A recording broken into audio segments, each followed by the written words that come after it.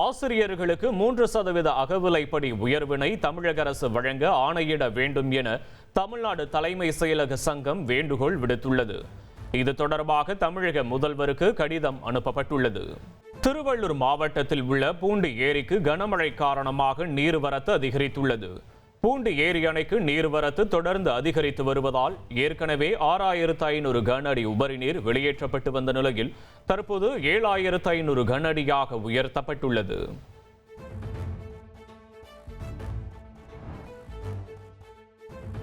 நெல்லை மாவட்டம் செங்குளம் கிராமத்தில் வெள்ள நீர் வயல்களுக்குள் புகுந்ததால் அறுவடைக்கு தயாராக இருந்த நெற்பயிர்கள் சேதமடைந்தன. கனமழையால் வயல்களுக்குள் புகுந்த வெள்ள நீர் வடியாமல் குளம் போல் தேங்கியிருப்பதால் விவசாயிகள் கவலையடைந்துள்ளனர்.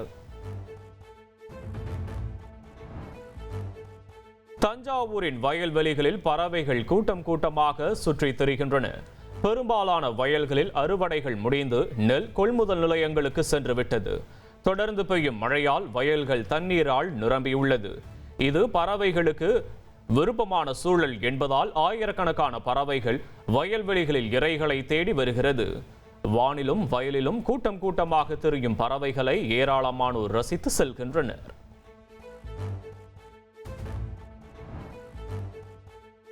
மதுரையில் பசும்பொன் முத்துராமலிங்க தேவர் குரு பூஜை வரும் 30ஆம் தேதி நடைபெற இருக்கிறது. வங்கி லாக்கரில் இருந்து 13 கிலோ எடை கொண்ட தங்க கவசம் பலத்த போலீஸ் பாதுகாப்புடன் பசும்பொன் முத்துராமலிங்க தேவருக்கு அணிவிக்கப்பட்டது. இதில் அதிமுக முன்னாள் அமைச்சர் RB உதயகுமார் கலந்து கொண்டார்.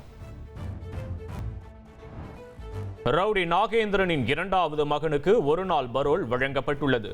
ஆம்ஸ்ட்ராங் கொலை வழக்கில் முக்கிய குற்றவாளியான நாகேந்திரன் அண்மையில் உடல்நலக்குறைவால் இறந்தார். அவரின் 16ஆம் நாள் காரியத்தில் கலந்து கொள்ள 2வது மகன் அஜித் ராஜித் நீதிமன்றத்தில் மனு அளித்தார். அவருக்கு ஒரு நாள் பரோல் வழங்கி சென்னை உயர்நீதிமன்றம் உத்தரவிட்டது.